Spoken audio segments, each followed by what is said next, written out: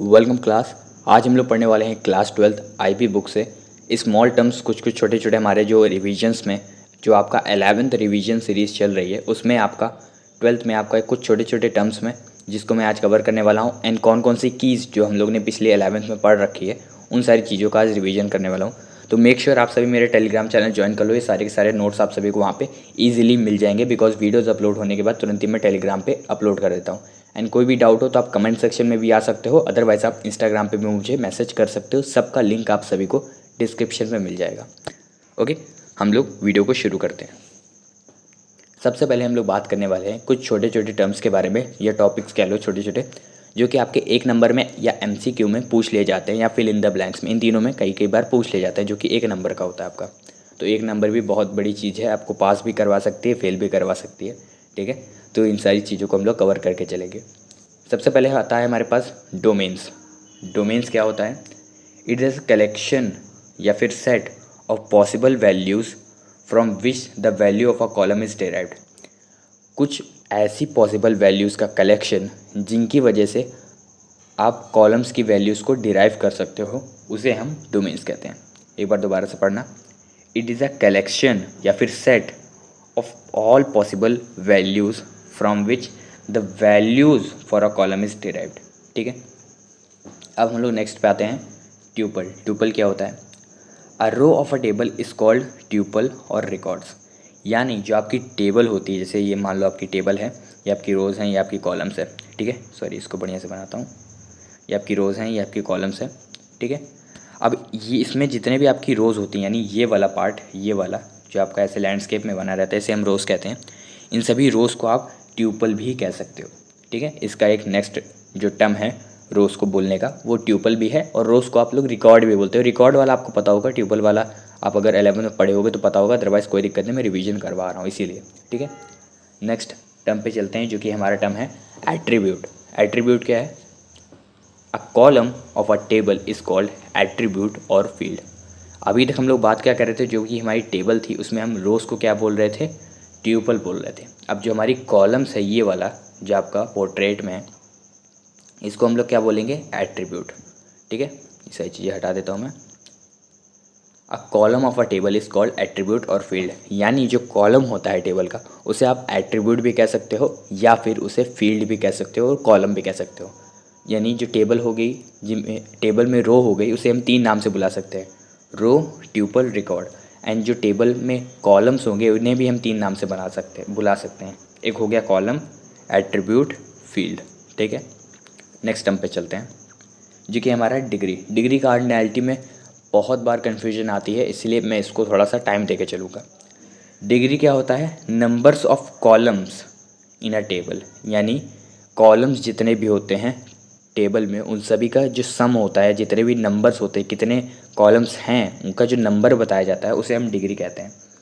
वहीं पे numbers of rows in a table is called cardinality. DC ऐसे याद करना आप सभी। DC, डी में आपका C आएगा, C में आपका R आएगा। DC CR आपको कैसे याद करना है मैं दोबारा से बता दे रहा हूँ। DC CR ऐसे याद कर लो। अब इसको याद किस हिसाब से करना है? D हो गया डिग्री, डिग्री में कॉलम्स आएंगे, नंबर्स ऑफ कॉलम्स। कार्डिनैलिटी में आएगा नंबर्स ऑफ रोज़। ये आपका डिग्री हो गया, ये आपका कार्डिनैलिटी हो गया, ये आपके कॉलम्स हो गए, ये आपके रोज़ हो गए। ठीक है, तो इसका फुल फॉर्म क्या हो जाएगा? Numbers of columns, number of rows. यानी डिग्री में आपका नंबर्स ऑफ कॉलम्स आएंगे, कार्डिनैलिटी में आपका नंबर्स ऑफ रोज़ आएंगे। तो होप आप सभी को ये जो चीज़ है वो आपकी क्लियर हो गई होगी। ठीक है, एक बार दोबारा से कोई रिवीजन ले लेते हैं। डोमेन क्या होता है? सारी पॉसिबल वैल्यूज़ का कलेक्शन जो कि आपको कॉलम्स में वैल्यूज़ ढूंढने में या डिराइव करने में मदद करेगा, उसे हम डोमेन्स कहते हैं। ट्यूपल क्या होता है? टेबल्स में जो रोज़ होती है उन्हें हम ट्यूपल्स भी कहते हैं और रिकॉर्ड्स भी कहते हैं। एट्रीब्यूट क्या होता है? जो टेबल्स में कॉलम होते हैं उन्हें हम एट्रीब्यूट भी कह सकते हैं, फील्ड भी कह सकते हैं। डिग्री क्या होती है? नंबर्स ऑफ कॉलम या फिर numbers of attribute in a table. Cardinality क्या होती है? नंबर्स ऑफ रोज़ या numbers of record in a table. ठीक है, सारे छोटे छोटे टॉपिक्स थे, 5 ठो मैंने कवर कर दिए। नेक्स्ट स्लाइड पे पढ़ते हैं, जो कि है हमारी टाइप्स ऑफ कीज़ वाली। इसको भी हम लोग अच्छे से कवर करेंगे। ये 4 कीज़ हैं, इंपॉर्टेंट कीज़ है, इनमें से सबसे ज़्यादा की इम्पॉर्टेंट की जो है वो आपकी प्राइमरी की होगी, ठीक है। बिकॉज आने वाले जो हम लोग टेबल्स बनाएंगे या डाटाबेस बनाएंगे उसमें आपकी प्राइमरी की का भी यूज़ होगा। अल्टरनेट कैंडिडेट कीज़ का उतना यूज़ नहीं होगा। फॉरेन की पिछली बार आपकी सिलेबस में नहीं था, ठीक है, तो इसलिए मैं फॉरेन की को भी अब की बार पढ़ाऊँगा। प्राइमरी की ज़्यादा यूज़ होगा, इसलिए प्राइमरी की पे ज़्यादा फोकस करूँगा। प्राइमरी की सबसे पहले मैं आप सभी को सबका एक बार हिंदी वर्ड बता देता हूँ, यानी हिंदी में आप सभी को समझा देता हूँ चारों की का मतलब क्या होता है। प्राइमरी की क्या होता है कि एग्जाम्पल से मान लो कोई मेले में आपके कोई रिश्तेदार आए हैं, अब हमको उन्हें पहचानना है। वहाँ पे तो भाई लाखों लोग हैं, ठीक है। मान लो ये आप हो और ये सारे लोग हैं ढेर सारे, इनमें से आपको अपने कोई 2 ठो रिलेटिव्स को पहचानना है। अब कैसे पहचानोगे? तो उन सभी को पहचानने के लिए आप उनको कुछ अलग से यूनिक कपड़ा पहना दोगे कि मान लो आप येलो कपड़ा या तो ग्रीन कपड़ा पहन लो, ठीक है, इसका ज़्यादा वाइट हो गई, ओके। आप उनको कहोगे कि आप ग्रीन कपड़ा पहन लो, जिससे मुझे आप सारे काले लोगों के काले कपड़े पहने लोगों में से आप मुझे यूनिक दिख जाओगे, तो मैं आपको चूज़ कर लूँगा। उसी तरीके से यहाँ पे आपने ये जो ग्रीन लोगों का यूज़ किया है अपने रिलेटिव्स को जानने के लिए, ये आपका हो गया प्राइमरी की। एग्जाम्पल ये एग्ज़ाम्स में मत लिख रहे आना, मैं सिर्फ आपको समझाने के लिए समझा रहा हूँ, ठीक है। यानी कोई भी टेबल्स में अगर आपको किसी वैल्यू को आइडेंटिफाई करना है यूनिकली, तो उसे हम प्राइमरी की मदद से यूज़ कर सकते हैं, ठीक है। अब इसका इंग्लिश में हम लोग पूरा समझ लेते हैं, जो भी आपको एग्ज़ाम्स में लिख के आना है। अ सेट ऑफ 1 और मोर एट्रीब्यूट्स, 1 मिनट कलर चेंज कर लेता हूँ मैं। अ सेट ऑफ 1 और मोर attributes which is used to identify or search a record in the relations at first preference is called primary key। यानी जितनी भी वैल्यूज़ अगर आपको यूनिकली आइडेंटिफाई करनी है टेबल्स में से, तो उसे हम प्राइमरी की कहेंगे, ठीक है। ये सारी चीज़ें क्लियर हो गई होंगी। अब हम लोग बात करते हैं कैंडिडेट की। कैंडिडेट की वो की होती है जिसमें पोटेंशियल होता है प्राइमरी की बनने का, बट वो बन नहीं पाती है बिकॉज प्राइमरी की एक टेबल में एक ही होती है। बट कई बार कुछ टेबल्स में 2 कॉलम्स होते हैं जो कि दोनों ही प्राइमरी की से यूज़ किए जा सकते हैं। एग्जाम्पल से मान लो क्लास का अगर डाटाबेस है तो उसमें आपको रोल नंबर से भी पहचाना जा सकता है एंड आधार नंबर से भी पहचाना जा सकता है। आधार नंबर सबका अलग अलग होगा एंड रोल नंबर भी सबका डिफरेंट ही होगा। ऐसा तो नहीं है कि आपकी क्लास में 4 रोल नंबर पे या 5 रोल नंबर पे 3-4 बच्चे आते हों, ऐसा तो नहीं है ना। इसी वजह से जो रोज़ का कॉलम हो गया एंड जो आपका आधार नंबर का कॉलम हो गया, वो दोनों आपका प्राइमरी की बन सकता है, बट उनमें से कोई एक ही को प्राइमरी की बनाना है। मान लो आपने रोल नंबर वाले कॉलम को प्राइमरी की बना दिया, तो आपका आधार कार्ड वाला जो नंबर था उसमें भी पोटेंशियल थी प्राइमरी की बनने की, बट वो बना नहीं, इसलिए उसे हम कैंडिडेट की कह देंगे। यानी कैंडिडेट की वो होती हैं जिनमें पोटेंशियल होता है प्राइमरी की बनने का, बट उन्हें बनाया नहीं जाता। अब एग्ज़ाम्स में आप लोग क्या लिख के आओगे? समटाइम्स अ टेबल में have multiple keys which can identify records in a table, all such columns are called candidate keys, ठीक है। ये दोनों भी हो गया। अब आते हैं हम लोग अपनी अल्टरनेट कीज़ पे। अल्टरनेट्स की क्या होता है? इसकी डेफिनेशन सबसे आसान है। ऐसी कैंडिडेट्स की जो कि प्राइमरी की नहीं है, उसे हम अल्टरनेट की कह देंगे। ये मतलब टर्म ऐसा है कि आपको तुरंत याद हो जाएगा, इसीलिए एग्ज़ाम्स में पूछा भी नहीं जाता, क्योंकि बच्चे को तुरंत याद हो जाता है। ऐसी कैंडिडेट की जो कि प्राइमरी की नहीं है, उसे हम अल्टरनेट की कह देंगे, क्योंकि वो कैंडिडेट की प्राइमरी की बन सकती थी, ठीक है। ये वाला टॉपिक भी क्लियर हो गया। इंग्लिश में इसको समझ लेते हैं। अ कैंडिडेट की that is not a primary की इज़ कॉल्ड अल्टरनेट की since it can be used in a place of primary की, ठीक है। फॉरेन की क्या होता है? अब मान लो एक और एग्जांपल से समझते हैं। कलर दूसरा ले लेता हूँ मैं।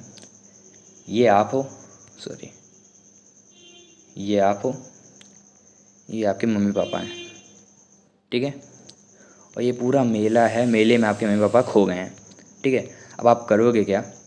आप सिंपली ढूंढोगे, बट आपको अपने मम्मी पापा नहीं मिले उस मेले में, आप बिछड़ गए हो।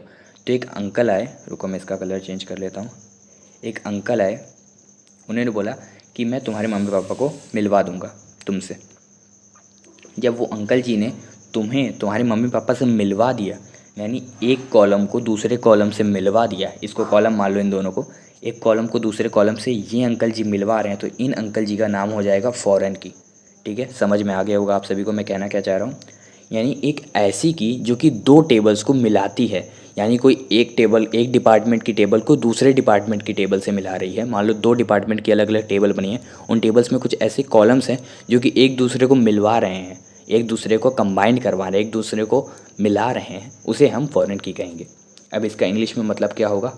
अ फॉरेन की इज़ नॉन की कॉलम। एक फॉरेन की जो है वो एक नॉन की कॉलम है, ठीक है, in a table whose values is derived from the primary key of such other table. ठीक है, यानी उसमें दोनों में मान लो दो डिपार्टमेंट की दो कॉलम्स बने हैं, सॉरी दो टेबल्स बनी हैं दो डिपार्टमेंट्स की, उन दोनों टेबल्स में कुछ ऐसे कॉलम्स हैं जो कि आपस में लिंक कर दो तो बढ़िया से एक पूरा एक टेबल का रिकॉर्ड बन सकता है।